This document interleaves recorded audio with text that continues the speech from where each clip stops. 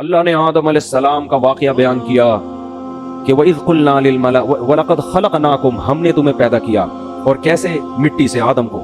پھر ہم نے فرشتوں کو حکم دیا کہ آدم کو سجدہ کرو۔ یہ ہمیں دنیا میں جب لایا جا رہا ہے تو ہمیں پروٹوکول دیا جا رہا ہے، اور جو آدم کو نہیں مانتے، جو کہتے ہیں بندر سے انسان بنائے، انہوں نے انسان کو پروٹوکول بولو نہیں دیا۔ ان تو انسان کی ایک اتفاقی حادثے کا نتیجہ ہے، وہ تو پھر انسان کی قابل عزت تھوڑی ہوا۔ ہمیں بتایا جا رہا ہے کہ انسان جب دنیا میں آیا بڑے اہتمام کے ساتھ آیا تھا، وہ ایسے ہی نہیں آ گیا، ساری مخلوق نے اس کو، آدم کو سجدہ کیا۔ شیطان اڑ گیا، اللہ نے کہا کہ تو نے سجدہ کیوں نہیں کیا؟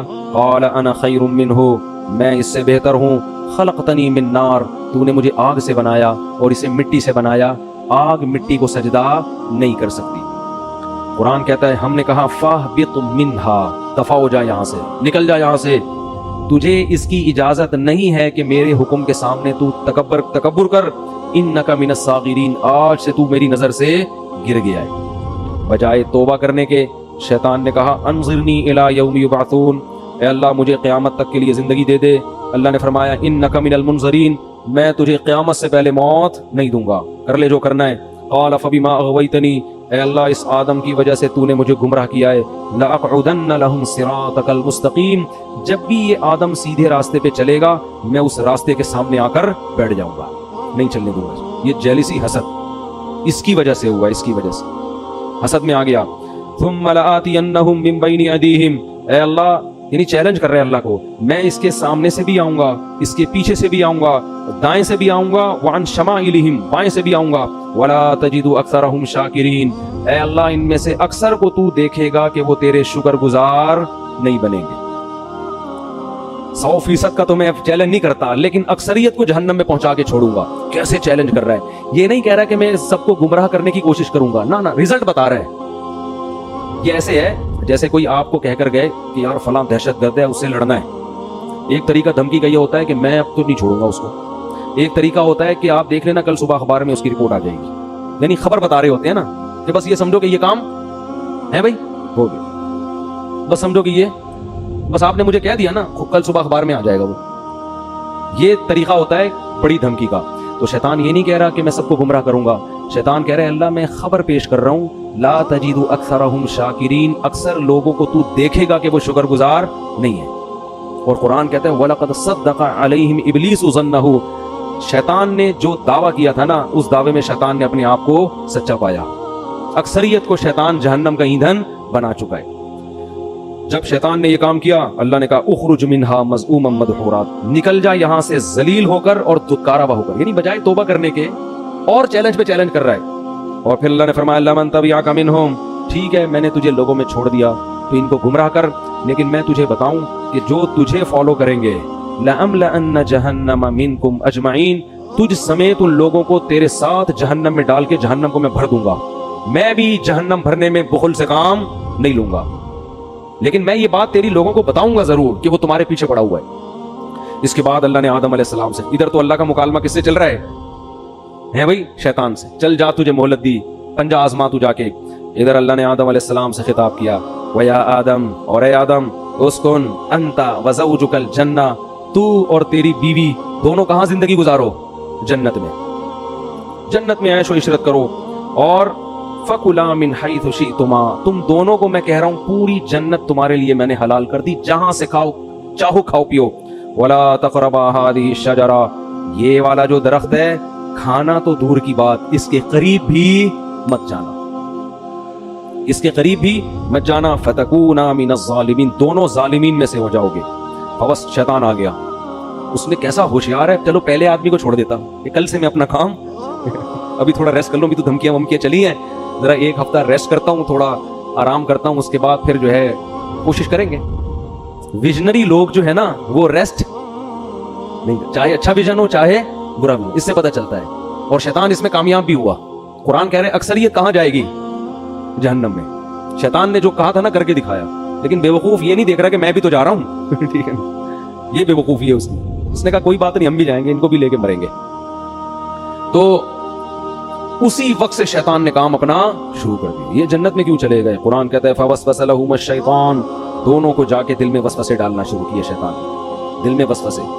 لیبدیہما ما وقال ما نہاکما ربکما عن ہذہ الشجرہ، ان کے دل میں جا کے خیالات ڈالے کہ دیکھو پوری جنت میں ہر چیز کھانے کی اللہ نے اجازت دے دی ہے، یہی والے پہ پابندی لگائی ہے، اس کا مطلب اس میں کچھ ایسی خاص چیز ہے جو دوسروں میں نہیں ہے۔ یہ انسان کی نیچر ہے کہ جس چیز سے روکا جائے نا، آپ تجربہ کر کے دیکھ لیں، گھر میں نا ایک الماری رکھیں اور ہر جو دراز ہوتی ہے نا اس میں کسی میں لاک نہ لگائیں، ایک میں لاک لگا دیں، اس میں کچھ بھی نہیں ہے، اس میں مری ہوئی چھپکلیاں ڈال دیں آپ بے شک، بچوں کو بولیں کہ اس کو نہیں کھولنا، بچے کسی کو نہیں کھولیں گے سوائے اسی کو کھولنے کی، ان کو ہوگا، وہ یہ شیطان وسوسے ڈالتا ہے، وہ نافرمانی کرواتا ہے۔ اب آدم علیہ السلام کے دل میں اور اما حوا ان کی زوجہ دونوں کے دل میں شیطان نے وسوسہ ڈالا اور کہنے لگا ما نہاکما ربکما عن ہذہ الشجرہ، دیکھو اس درخت میں کچھ تو ہے، اللہ چاہتا ہے کہ تمہیں جنت تو ملے لیکن وقتی، عارضی، موت تو ہے نا، وہ تو یہاں بھی مرو گے تم، تو لگتا ہے کہ اس درخت میں ایک چیز ہے کہ یہ درخت کھاتے ہی ہمیشہ زندگی، موت، یہ ایسی ویکسین لگ جائے گی یہ کورونا سے حفاظت کی ویکسین ہے، اور کورونا نہیں بلکہ یہ موت سے حفاظت کی کیا ہے، ویکسین ہے، یہ کھاتے ہی موت پروف ہو جاؤ گے۔ اور دوسری بات، فرشتے بن جاؤ گے جن کی ہزاروں سال عمریں ہوتی ہیں، یہ چکر ہے۔ قرآن کہتا ہے ایسے دل میں بار بار بار بار۔ اب پیغمبر جو ہے نا، ان کے بارے میں پوری امت کا اجماع ہے، ان سے صریح نافرمانی نہیں ہوتی، البتہ یہ ضرور ہے کہ ان سے اجتہادی غلطی ہو جاتی ہے۔ تو علماء کہتے ہیں کہ آدم علیہ السلام کے دل میں خیال آیا اور اما حوا کے کہ اللہ نے یہ والا درخت منع کیا ہے نا، تو یہی درخت وہاں بھی اگا ہوا ہے، وہاں بھی اگا ہوا ہے، تو وہاں سے کھا لیتے ہیں، کیونکہ اللہ نے تو حاضی ہی کہا تھا یہ والا، حالانکہ اللہ کی مراد یہ تھی کہ یہ کا مطلب پوری جنت میں کہیں بھی یہ والا درخت نہیں کھانا۔ تو آدم علیہ السلام نے تعویل کر لی، اما ہوا نے بھی، یہ والا کا ہے وہ والا تھوڑی کا ہے، اور شیطان وسوسے ڈال رہا ہے کہ کھا لو بھائی، کھا لو بھائی۔ جا کے قرآن کہتا ہے فلما ذاق الشجرہ، کھانا تو دور کی بات، ابھی زبان پہ پھل کو رکھا اور چکھا ہی تھا، فوراً اللہ کی طرف سے پہلا عذاب کیا آیا، وطفقا بدت لہما سوآتہما، اللہ نے دونوں سے جنت کا لباس چھین لیا، دونوں برہنہ ہو گئے۔ وطفقا یخصفان علیہما من ورق الجنہ، اور شرم کی وجہ سے جلدی جلدی جنت کے درختوں کے پتوں کو اپنے اوپر ڈالنے لگے۔ دیکھو دونوں میاں بیوی تھے، اور میاں بیوی کا آپس میں کوئی پردہ نہیں ہوتا، اس کے باوجود اس سے پتہ چلتا ہے کہ حیا کا تقاضا ہے کہ نارملی عام حالات میں میاں بیوی لباس کے اندر رہیں، ایک دوسرے کے سامنے اپنے صدر کو ظاہر مت کریں۔ اس سے آپ اندازہ لگاؤ کہ جو ہماری لبرل خواتین جو کسی کی بیوی بھی نہیں ہے، غیر محرم مرد کے سامنے نارمل حالات میں نیم مرہنہ لباس پہن کے گھومتی ہیں، قرآن کی نظر میں وہ کس قدر بے حیا ہیں۔ یعنی بیوی کو بھی کہا جا رہا ہے کہ نارمل حالات میں جب میاں بیوی کا کوئی ریلیشن نہ ہو اس وقت تو نارمل پراپر ڈریس میں ہونا چاہیے، حالانکہ میاں بیوی کا کوئی پردہ نہیں ہے، لیکن یہ حیا کا تقاضا ہے۔ اور وہ عورت جو کسی ایسے مرد کے سامنے اپنے جسم کو ظاہر کرتی ہے جو اس کا شوہر بھی نہیں ہے، اور نارملی اس ڈریس میں گھومتی ہے، اسکرٹ پہن کے گھوم رہی ہیں، سلیو لیس کپڑے پہن کے گھوم رہی ہیں، اس کا مطلب یہ لوگ آدم علیہ السلام اور اما حوا کی نیچر پر نہیں ہے، انہوں نے اپنی خاندانی پرمپرا کو چھوڑ دیا ہے۔ اصل تو ہمارا خاندان آدم اور حوا والا ہے نا، یہ اپنے کلچر کو فالو نہیں کر رہے، یہ آدم اور حوا کی نیچر پہ نہیں ہے، یہ فطرت پہ نہیں ہے یہ لوگ۔ تو فطرت اس کا تقاضا کرتی ہے کہ میاں بیوی بھی عام حالات میں، نارمل حالت میں وہ ایک دوسرے کے سامنے اپنے جسم کو ظاہر کرتے ہوئے شرم محسوس کرتے ہیں۔ تو اب القرآن کہتا ہے فطفقا یخصفان علیہ وناداہما ربہما، فوراً رب نے ان دونوں کو پکارا، الم انہکما عن تلکما الشجرہ، کیا میں نے تم دونوں کو منع نہیں کیا تھا یہ درخت مت کھانا؟ وَقُلْ لَكُمَا إِنَّ الشَّيْطَانَ لَكُمَا عَدُوٌّ مُبِينٌ، کیا میں نے کہا نہیں تھا کہ شیطان تمہارا دشمن؟ اس سے پتہ چلتا ہے کہ اللہ تعالیٰ یہ واقعہ آدم علیہ السلام کو بھی سنا چکے تھے کہ دیکھ آدم، سب نے سجدہ کیا ہے، شیطان نے نہیں کیا، اور یہ تمہیں اور تمہاری بیوی کو گمراہ کرے گا۔ اب دیکھو ہوا کیا ہے، شیطان کو اللہ نے کہا تھا نا کہ سجدہ کیوں نہیں کیا، شیطان نے فوراً لاجک پیش کرنا شروع کر دی، میں بہتر اور یہ کیا ہے، یہ مجھ سے کمتر ہے۔ لیکن آدم علیہ السلام نے یہ کام نہیں کیا۔ آدم علیہ السلام نے یہ نہیں کہا کہ اللہ میں جنت میں آیا ہوں، تو نے یہ والا کہا تھا، میں نے وہ والا کھایا، یہ والا تھوڑی کھایا۔ جیسے بچے نہیں فوراً شروع کر دیتے ہیں، فوراً عذر پیش کرنا شروع کر دیتے ہیں، میں نے یہ والا تھوڑی، میں نے تو وہ والا کھایا ہے۔ اور دوسری بات یہ کہ ایک دفعہ کھا لیا نا، کھایا کہاں ہے، وہ تو چکھا ہی تھا، ٹھیک ہے نا، کھایا کہاں ہے، ابھی تو زبان پہ رکھا تھا، کھانے دیا کہاں تو نے۔ دوسری بات یہ کہ اللہ جب تو نے پوری جنت میرے لیے حلال کر دی تو ایک درخت پہ پابندی لگانے کا کوئی فلسفہ میری سمجھ میں آتا ہے نہیں۔ ٹھیک ہے آئندہ میں احتیاط کروں گا, نہیں کھاؤں گا, لیکن یہ مائنڈ میں آنے والی بات ہے نہیں آ رہی بات. آج یہی ہو رہا ہے نا, شریعت عورت کو حکم دے رہی ہے پردہ کرو. خواتین کہتی ہیں ایکچولی پردے کی معاشرے میں ضرورت کیا ہے, مرد کی آنکھوں میں حیا ہونی چاہیے. یہ ان لوگوں کا کام ہے جن کے دلوں میں خدا کا خوف نہیں ہے, جیسے کہ شیطان کے دل میں نہیں تھا. اللہ نے حکم دیا, نبی نے حکم دیا داڑھی بڑھاؤ, رکھ لو بھائی داڑھی. نہیں رکھتے توبہ استغفار کرو. نہیں, ایکچولی وہ تو اس دور کا کلچر تھا, ایکچولی وہ تو یوں تھا, ایکچولی وہ تو اسلام کو داڑھی میں تھوڑی پورا اسلام رکھا ہوا ہے. اصل تو انسان کا کردار اچھا ہونا چاہیے, اخلاق اچھے ہونے چاہیے, دل نہ دکھاؤ. اور بھائی داڑھی رکھنا فرض ہے. اللہ نے موسیٰ علیہ السلام کو کوہ طور پہ بلا کے حکم دیا تھا کہ یہودیوں سے کہیں داڑھی رکھیں, داڑھی مت کٹائیں. ہمارے نبی کی بخاری مسلم کی حدیث ہے, یہود و نصارہ کی مخالفت کرو, داڑھی بڑھاؤ. تمام پیغمبروں کی داڑیاں تھیں, تمام پیغمبروں کی. لیکن آپ دیکھ لو ہمارا لبرل طبقہ ایکچولی یوں ہے, دل میں ہو داڑھی, اندر ہونی چاہیے, اندر نہیں باہر بھی ہونی چاہیے داڑھی. اندر کا کوئی فائدہ نہیں ہے, باہر داڑھی پراپر ہونی چاہیے. نہیں رکھی جاتی توبہ استغفار کرو, اللہ سے مانگو, اللہ کے حکم کو تبدیل مت کرو. تو ہر چیز میں ایسا ہی ہو رہا ہے کہ پردے کے معاملے میں آپ دیکھ لو, اور دوسری شادی میں بھی یہی ہو رہا ہے. بات آ گئی ہے تو جلدی سے تھوڑی سی نکلتا ہوں آگے. بھائی 4 شادیوں کی اللہ نے مرد کو اجازت دی ہے کہ اگر وہ عدل کر سکتا ہے تو کرے. ایکچولی وہ اصل میں وہ تو اس دور میں جنگوں میں مرد اتنے شہید ہو جاتے تھے, ایکچولی اس دور میں آدمی میں بھائی اللہ کا اجازت ہے تو اس کا مطلب اجازت ہے, کسی کا باپ بھی اس اجازت کو ختم نہیں کر سکتا. جاؤ ایسی کی تیسی ہے تو ہے, اس میں کون سی شرمندگی کی بات ہے بھائی, اللہ نے اجازت دی ہے, دیٹس آل. عدل کرنا نہ کرنا اس کی ذمہ داری ہے نا جو کر رہا ہے, نہیں کرے گا تو اللہ پکڑے گا اس کو. ہر چیز میں اسلام نے حکم دیا جلدی شادی کرو, بالغ ہوتے ہی. ایکچولی اس دور میں اتنے مسائل ہیں, ایکچولی بچہ نہ سمجھی, شادی کوئی بڑیوں کا, یہ باتیں ہو رہی ہوتی ہیں. ابھی میرا وہ کلپ آیا ہے, لوگوں نے اس کو بھی ایک مزاحیہ اس میں لے گئے کہ اللہ کرے مفتی طارق مسعود صاحب وزیر اعظم بن جائیں. میں نے کہا نا میں وزیر اعظم بنا تو میں ڈنڈے سے مار کے شادیاں کراؤں گا. تو نیچے لوگوں نے کہا اللہ کرے جلدی سے میرے وزیر اعظم بننے کا انتظار مت کرو, ویسے ہی کر لو. سمجھ رہے ہو کہ نہیں سمجھ رہے؟ تو نہیں کرتے کوئی بات نہیں ہے, لیکن مانو تو نا. تو جو بھی اللہ کو, سود حرام ہے, خام خواہ میں اس پہ حلال کا لیبل مت لگاؤ. سود پر انشورنس جوا اور غرر ہے, یہ حرام ہے, چاہے انسانیت کو فائدہ ہی ہو رہا ہو. اللہ نے منع کر دیا بھائی, خمر میسر والمیسر والانصاب والازلام, یہ خرید و فروخت کا تجارت کا جائز طریقہ نہیں ہے.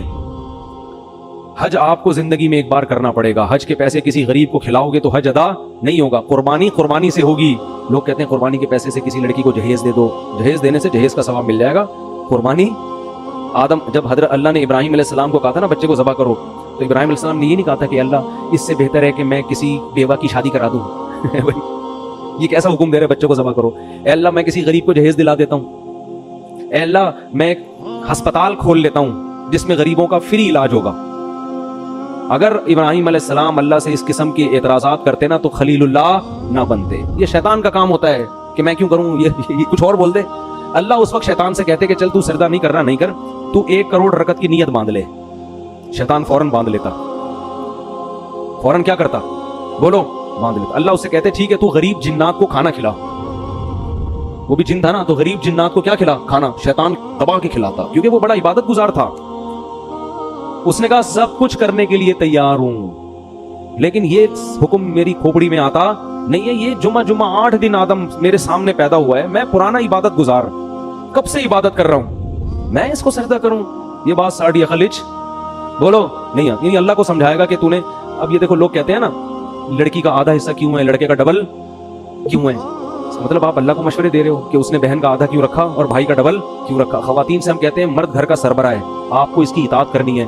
خواتین کہتی ہیں کیوں, فوراً کہتی ہیں کیوں, یہ اس میں کیا ہے, یہ اس کو میں سربراہ مانوں, میں اس کی اطاعت کروں, یہ مجھ سے پوچھ کے گھر سے باہر جاتا ہے جو میں اس سے پوچھ کے جاؤں. بھائی مرد کو اللہ نے پابند نہیں کیا ہے کہ وہ بیگم کو جہاں بھی جائے بتا کے جائے. عورت کو پابند کیا ہے کہ جب وہ گھر سے نکلے گی میاں کو بولو بتا کے جائے گی. ہاں مرد بھی اگر بتا کے جاتا ہے تو ایک اچھا میاں کہلائے گا وہ مارکیٹ میں, جو آج کل شارٹ ہیں. اچھی بات ہے, اخلاق کا تقاضا ہے, جہاں جا رہے ہو بتا دو. کوئی غلط, کوئی بم پھاڑنے تھوڑی جا رہے ہو, کوئی چرس پینے تھوڑی جا رہے ہو, دوستوں میں جا رہے ہو, بتا دو بیگم میں ذرا بیٹھا ہوا ہوں. اخلاق کا تقاضا اور چیز. لیکن قانون کیا ہے کہ رخصتی عورت کی ہوتی ہے, آدمی کی نہیں ہوتی, وہ باؤنڈری ہے. لیکن آج کل سسٹم الٹ, آدمی کی ایسی کی تیسی ہو جاتی ہے, کم بخت 2 منٹ نہیں کہیں بیٹھ سکتا, لوکیشن پہ پتہ چل رہا ہوتا ہے کہاں بیٹھا ہوا اس وقت. पूरी मैप पे लोकेशन डाली हुई होती है, अपने बंदे का डीएनए डाला हुआ होता है उसमें। तो लोग फिर डिप्रेशन में आते हैं, यार घर से बाहर कहीं आजादी खत्म हो गई। तो उसको अल्लाह ने पाबंद किया है। हाँ, पाबंद का ये मतलब नहीं कि जेल खाने में डाल दिया, अब उसको कहीं जाने ही ना दें आप, लेकिन शौहर को एतमाद में लेना जरूरी है। अब खवातीन कहती क्यों, हम तो मर्द के बराबर हैं।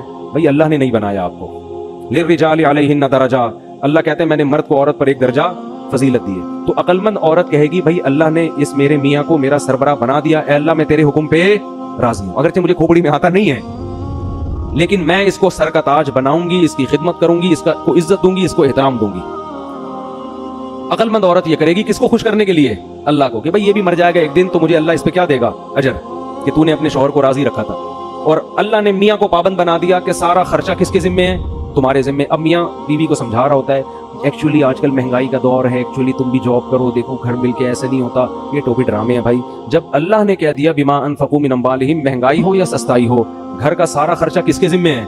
आदमी के जिम्मे। तो अब अल्लाह को मशवरे देने की जरूरत, बोलो ना यार, नहीं है। तो हम सब हैं शैतान ही, ठीक है ना, जिस तरह से स्टाइल है ना हमारा, बदनाम शैतान को किया हुआ है, काम सारे हमारे भी वही हैं। तो शैतान ने कहा था नहीं मेरी खोपड़ी में नहीं आ रहा, आदम को अल्लाह ने कहा मैंने मना किया था मत खाना, तो आदम अलैहिस्सलाम ने ये नहीं कहा एक्चुअली अल्लाह मुझे असल में कंफ्यूजन हो रही थी थोड़ी, ये वाला या वो वाला। तो असल में वो ना ना ना ना ना ना, जैसे ही अल्लाह ने कहा मैंने मना किया था, आदम ने कहा रब्बना ज़लमना अनफुसना। दोनों मिलके दुआ मांगने लगे मियाँ बीवी, ऐ हमारे रब हमने अपनी जान पे जुल्म किया, कोई उज़र नहीं, गलती हो गई। वइल्लम तग़फिर लना, अब भिखारी बन के मांग रहे हैं अल्लाह तेरे रहम करम पे हैं हम, तू चाहे तो शैतान की तरह हमें भी धुतकार सकता है हमेशा के लिए, लेकिन हम तबाह हो जाएंगे, हम क्या हो जाएंगे? बर्बाद। हम पे तर्ज खा और हमारे इस जुर्म को माफ कर दे। अल्लाह को ये कलिमात इतने पसंद आए, कुरान कहता है सुम्मा जतबाहु रब्बुहु फताबा अलैहि वहदा। 3 एहसान किए अल्लाह ने आदम पर। एक इजतबाहु, आदम को की दोबारा वैसे ही सिलेक्शन हो गई जैसे पहले, जैसे किसी ओहदे से बरतरफ कर दिया जाता है ना, ऐसे जो साहब को निकाल दिया फौरन वो ओहदा क्या हो गया? बहाल। तो अल्लाह की नजर में आदम का जो मकाम था ना इस गलती से पहले, अल्लाह कहते हैं इजतबाहु, वो मकाम मैंने आदम को दोबारा दे दिया। सुम्मज्तबाहु रब्बुहु फताबा अलैहि। नंबर 2, गुनाह भी माफ कर दिया। सिर्फ दुनियावी लिहाज से जो ओहदा मिला था वो वापस नहीं मिला, बल्कि जो गलती थी वो भी माफ। और फिर एक और एहसान ये किया, वाहदा, आइंदा के लिए उनको ये तौफीक दी कि सीधे रास्ते पे चलें और ऐसी गलती ना करें। ये तगड़ी तौबा की अलामत होती है कि दोबारा गुनाह से इंसान की हिफाजत। ऐसा बना दिया कि अब गलती प्रूफ हो गए, क्या हो गए, अब नहीं होगी ये गलती, अब मैं हिफाजत करूंगा आपकी, आपकी तौबा मुझे इतनी पसंद आई, अब आपसे ये गलती मैं नहीं होने दूंगा। शैतान वसवसे डालेगा, अब मैं शैतान की राह में रुकावट बनूंगा। बाज़ दफा ऐसी खानदानी तौबा इंसान करता है कि अल्लाह फिर उसको तौफीक देते हैं कि वो गलती से बचे, लेकिन फिर भी गलती होते हो फिर भी तौबा करो। तो इससे हमें पता चलता है कि भाई हम खता के पुतले हैं, हमसे हो जाएगी तो हम शैतान वाले रास्ते पे नहीं चलेंगे, तौबा करेंगे अल्लाह से। जब अल्लाह ने आदम अलैहिस्सलाम को ये फरमाया तो अल्लाह ने फरमाया तौबा तो कबूल है, लेकिन अब आपको जमीन पे रहना है। ये तो एक मैंने रिहर्सल करवाई थी, ठीक है ना, जन्नत दिखाई आपको कि आपको इसके लिए बनाया है, और तौबा की आपने, तो अब आप असल में तो आपको दुनिया के लिए पैदा किया है मैंने। अब आप दुनिया में जाओगे और आपकी औलाद पैदा होगी, जो जन्नत में मजे थे वो अब आपको नहीं मिलेंगे, और आप जाके ये ऐलान कर दें अपनी आने वाली नस्लों में कि जो दोबारा इस जन्नत में जाना चाहता है वो अपने आप को गलतियों और गुनाहों से बचा के, अब ये फ्री में नहीं मिलेगी, ये मेहनत पे मिलेगी। अभी तो मैंने आपको फ्री में दे दी थी, ठीक है ना, अब ये जन्नत दोबारा फ्री में नहीं मिलेगी। जज़ाअम बिमा कानू यामलून, जो अमल करेगा उसको मिलेगी, और जो अमल नहीं करेगा वो इस जन्नत से महरूम। फिर अल्लाह ने इस वाक़या सुनाने के बाद फरमाया या बनी आदम ला यफ्तिनन्नकुमुश शैतानु कमा अखरज अबवैकुम मिनल जन्ना। ऐ बनी आदम, ऐ इंसानों, देखो शैतान तुम्हें इसी तरह वरगला के जन्नत से महरूम न कर दे जैसे उसने तुम्हारे बाप आदम और हव्वा को निकलवाया जन्नत से। समझ में आ रही बात कि नहीं है? अल्लाह हमें तंबीह कर रहे हैं कि आदम को तो जन्नत में जाते ही पीछे पड़ गया था, तो तुम भी जब बालिग होते हो ना और अहकाम के मुकल्लफ होते हो, उसी वक्त शैतान तुम्हारे पीछे पड़ जाता है। और अल्लाह ने फरमाया इन्नहु यराकुम हुवा व कबीलुहु मिन हैथु ला तरौनहुम, शैतान और उसके शतूंगड़े ये तुम्हें इस तरह से देख रहे हैं कि तुम इस शैतान को देख नहीं सकते, ये तुम्हें नजर नहीं आता। इसमें अल्लाह ने जवाब भी दे दिया कि हो सकता है यूनिवर्सिटी के किसी प्रोफेसर को एतराज हो कि वो शैतान है कहाँ, हमें तो नजर आ नहीं रहा। तो अल्लाह ने फरमाया कि वो तुम्हें नजर नहीं आएगा, लेकिन शैतान को तुम नजर आ रहे हो। یہ ایک حقیقت ہے, ہر چیز سائنس ٹریس نہیں کر سکتی. شیطان مادی چیز نہیں ہے, اور سائنس کا جو ٹاپک ہے نا وہ مادی چیزوں پہ ہے. بہت سی اور اللہ نے ایسی مخلوق پیدا کی ہے جو ہمیں نظر نہیں آتی, وہ ہماری لیبارٹریوں میں ٹریس ہی نہیں ہو سکتی ہے. تو اللہ نے فرمایا انہ یراکم ہوا وقبیلہ, شیطان اور اس کے قبیلہ تمہیں جس طرح سے دیکھ رہا ہے تم اس کو بولو نہیں دیکھو. اور اللہ نے آگے بس بھی آیت پڑھ کے اپنے بیان ختم کرتا ہوں, فرمایا انا جعلنا الشیاطین اولیاء للذین لا یؤمنون, ہم نے شیطان کو ان لوگوں کا دوست بنایا ہے جن کا آخرت پر ایمان کمزور ہوتا ہے. اگر جنت پر آخرت پر ایمان مضبوط ہو, اس کا استحضار ہو, تو شیطان کا وار پھر آسان نہیں ہوتا. تو اس سے پتہ چلتا ہے کہ شیطان کے شر سے بچنے کے لیے یہ ضروری ہے کہ موت کا, قبر کا, آخرت کا استحضار کیا جائے, بار بار سوچا جائے کہ ایک دن آئے گا, ہمیں اللہ کے سامنے حساب دینا ہے. اور اسی سورہ اعراف میں اللہ نے فرمایا کہ جو لوگ آخرت کو بھول کے بیٹھے ہوئے ہیں نا, الیوم ننساہم کما نسوا لقاء یومہم ھذا, آج کے دن ہم ان کو ایسے ہی بھول جائیں گے جیسے یہ دنیا میں حساب کتاب کے دن کو بھول گئے تھے. پھینک دیں گے ہم ان کو آگ میں اور بھول جائیں گے ہم, کیونکہ انہوں نے دنیا میں حساب کتاب کو یہ بھول گئے تھے. تو اس سے پتہ چلتا ہے بھائی کہ ہمیں حساب و کتاب کے دن کو بار بار یاد رکھنا ہے. گھروں میں اس کا تذکرہ کیا کریں, دوستوں میں تذکرہ کیا کریں, بھائی ایک دن حساب و کتاب کا آنے والا ہے. پیغمبروں کو اللہ عدالت کے کٹہرے میں کھڑا کرے گا, ہم اور آپ کس کھیت کی مولی ہیں بھائی. تو بار بار جب اس کا استحضار ہوگا نا بھائی حساب کتاب, یہ آپ کو موٹیویٹ بھی کرے گا اور غموں سے نجات بھی دے گا. کسی نے آپ پہ ظلم کیا, پیسے لے کے بھاگ گیا, اب وہ میرے انگوٹھے جو ہوتے ہیں وہ سبزی والے کے جو انگوٹھے میں لے کے بیٹھا ہوا تھا, مجھے تسلی کس سے ہوئی بھائی ایک دن حساب و کتاب کا آنے والا, مل جائیں گے آخرت میں وہ سبزی والا, بولو ملے گا. میں بولوں گا بیٹا کہاں ہے پیسے نکال, اب پیسے تو نہیں ہوں گے, اپنی نمازیں دے دے مجھے, ٹھیک ہے نا, میرے گناہ اپنے اوپر لاد لے. تو یہ حساب و کتاب, کوئی بھی کسی پہ ظلم کر رہا ہے, اللہ کہتے ہیں لا تحسبن اللہ غافلا عما یعمل الظالمون, ظالمین جو کچھ کر رہے ہیں اللہ کو اس سے غافل مت سمجھو. انما یؤخرهم لیوم تشخص فیہ الابصار, اللہ ایسے دن کے لیے مہلت دے رہا ہے جس میں آنکھیں کھلی کی کھلی رہ جائیں. حکومت بھی ظلم کرتی ہے, کیوں؟ حکومت کہتی ہے ہم سے کون پوچھے گا, ہم پہ ہمارے خلاف کون کیس کرے گا. ابھی دیکھو نا وہ جو دھرنے میں مارم پیٹی ہو رہی ہے, ٹھیک ہے دونوں طرف سے غلطی ہو رہی ہے, لیکن اس غلطی کا ذمہ دار کون ہے؟ حکومت. کیا آپ نے ایک ایگریمنٹ کیا, معاہدہ کیا, اور آپ اس معاہدے سے پیچھے ہٹ گئے. تو جو البادی ہے نا, جو پہل کرنے والا ہوتا ہے نا, اصل ذمہ دار کون ہوتا ہے؟ وہ ہوتا ہے. تو آپ نے ایگریمنٹ کیا کیوں تھا اس وقت؟